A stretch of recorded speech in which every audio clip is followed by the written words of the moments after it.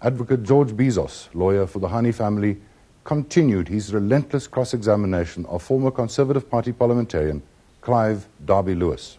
Before you decided to make yourself guilty of murder, did you go to your leader and ask specifically, Leader, what is our party's policy in relation to killing people or doing damage to property or using violence? Mr. Chairman, I testified previously that I had already discussed the moral basis of killing in the ongoing struggle against the Antichrist, and I have testified as to what my leader said. Did Dr. Trunick tell you personally that there was a change of CP policy from non-violence to violence, yes or no? Mr. Chairman, I'm unable to answer all of these ridiculous questions in a straight yes or no context, because yes or no is not a satisfactory way of answering. No, it may be possible to say Dr. Trunick never told me or he told me. Mr. Chairman, he is saying that Dr. Trunick tell me personally. In other words, he's insinuating that he expects Dr. Trunick to take me one side and say there is a war. Did Dr. Herzenberg ever tell you personally that the CP policy had changed from non-violence to violence, yes or no? Mr. Chairman, Dr. Hartzenberg's statements are on the record of this court, of this committee. Please answer my question. He did not tell me personally, once again. Thank you. Did any other leader of the Conservative Party tell you personally that there was a change of policy by the CP from non-violence to violence? No, Mr. Chairman. Thank you. The Conservative Party has never, since its inception, planned acts of violence. Actually, the planning of the Conservative Party has as its aim to prevent violence in the country by offering a political solution that will create peace and stability and prosperity in South Africa. Despite his admission that no leader had given him instruction to kill, Derby-Lewis persisted that the Conservative Party and the broader right wing were unofficially talking war. He and Janus Walus decided to assassinate popular leader Chris Hani to push the right wing into war. Are you saying that at that time there was an official Conservative Party policy in relation to violence and an unofficial policy of the Conservative Party in relation to violence? What I'm saying, or trying to say, Mr. Chairman, is that while the official policy of the Conservative Party was against violence, and I also qualified it earlier by saying that no political leader would put anything like that on paper, I'm also saying that the interpretation, the perception was that the Conservative Party was already involved in violence with the mobilization plans and the statements by Dr. Trunick. But Dr. Herzenberg says precisely the opposite, that violence is outside the Conservative Party. Was he telling the truth or not? He was telling the truth as confirmed by Dr. Trunick when Dr. Trunick was talking to the mobilization process, which was outside the CP, Mr. Chairman. Confine yourself to the statements of Dr. Hartzenberg. When he said that violence was outside the Conservative Party, was he telling the truth or not? He was telling the truth, yes, Mr. Chairman. I've already said that. Yes. Now you say that there was an unofficial policy of the Conservative Party. What was the unofficial policy of the Conservative Party in relation to violence? It must be violence. Mr. Chairman, I did not say there was an unofficial policy within the Conservative Party. I said it was outside, it was bigger than the Conservative Party. Derby-Lewis was closely questioned about whether he was not just a die-hard racist, religiously and politically. After the largest Afrikaans church, the NG Kerk, Dutch Reformed Church, decided to open its doors to all races and to renounce apartheid, a group of right-wingers formed their own church, the APK, under Dominee Nico van Rensburg. Is that correct? That's correct, Mr. Chairman. And according to the compilers of this report, the church is unashamedly racist and only whites are allowed to be members. Mr. Chairman, that's the opinion of the writer of that report. Well, let's take the opinion away from the fact. Has it got any black members? No, it does not, Mr. Chairman.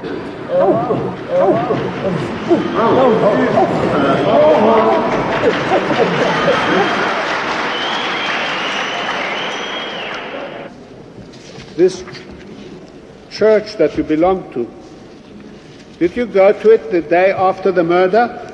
Mr. Chairman, I don't have to go to church to practice my religion. I practice my religion every minute of the day. Including when you conspired to kill Mr. Hani. Correct, Mr. Chairman. So that can we then say that the first reason that you give why Mr.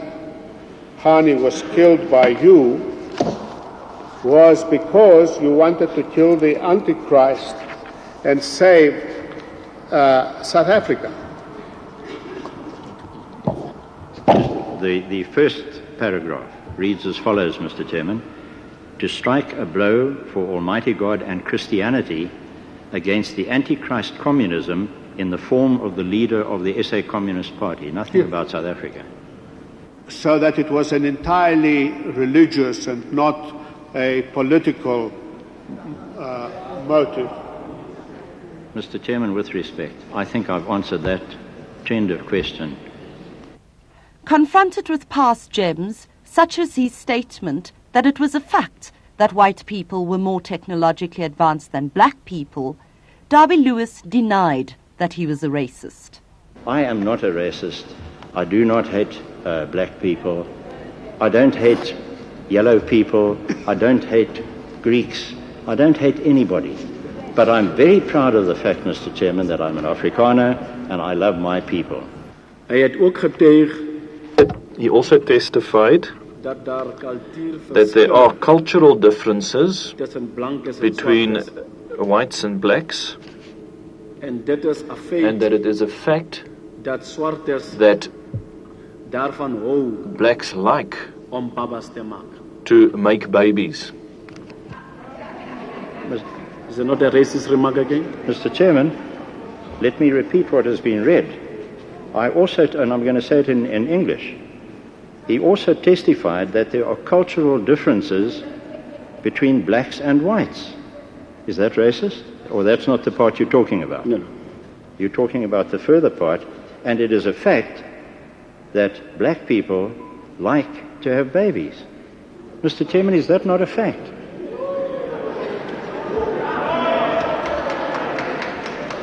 Mr. Chairman, with respect, I don't see anything wrong with that fact. In fact, I would like to have many more babies.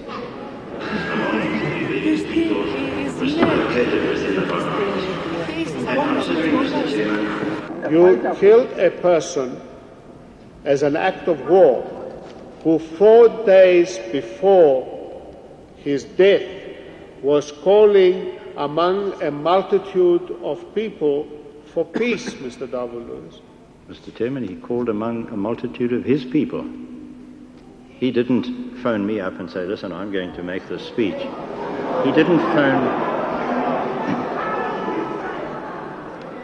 He didn't advise Dr. Hartzenberg as one of the leaders, or Dr. Trenecht as one of the leaders, that he was a man of peace. I want, Mr. Chairman, I'm quite sure that senior members of the CP will confirm that at no time did Mr. Hani ever bring his intentions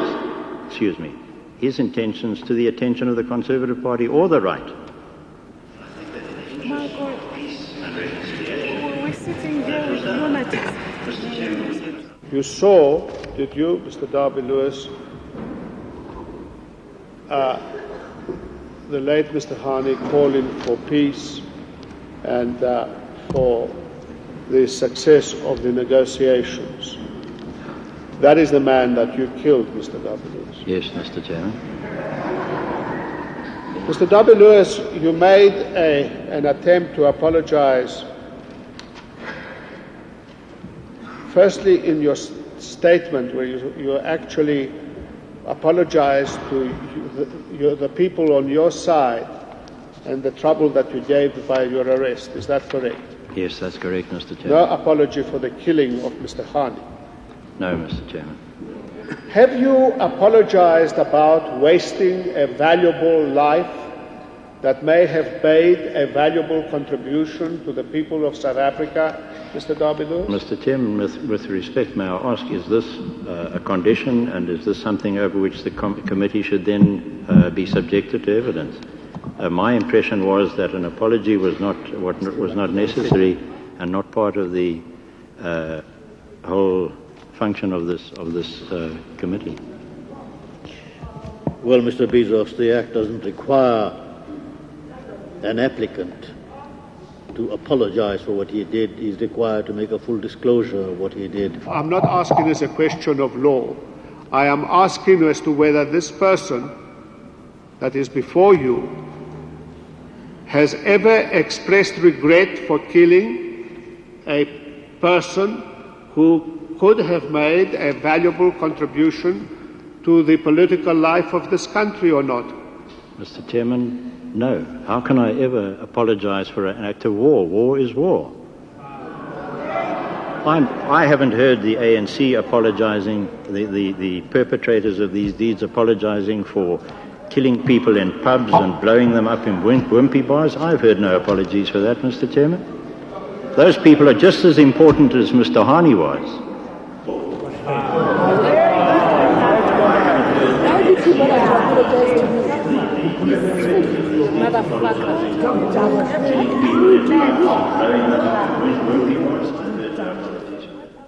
Mr. Darby Lewis, the time has come for me to put to you what we will submit to the committee you did and why we will argue you did it. Firstly, you did it because you have a sense of self-importance which is not justified by the facts.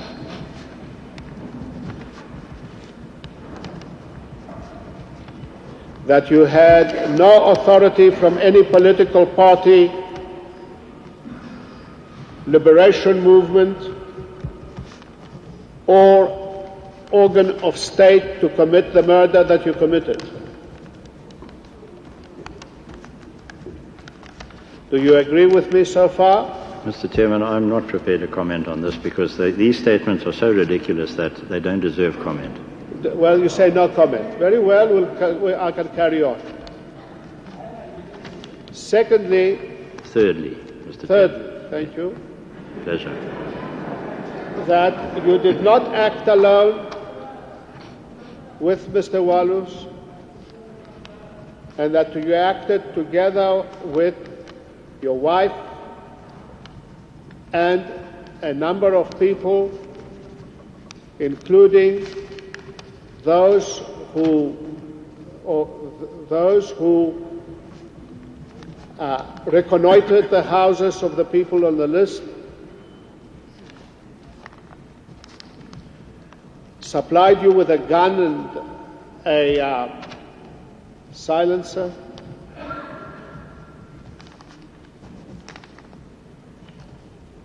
and probably others that neither you nor Mr. Wallace chose to disclose.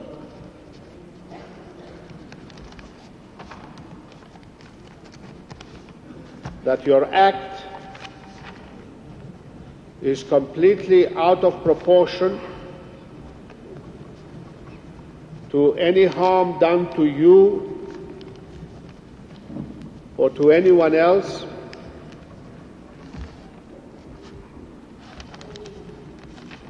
and that you've committed this murder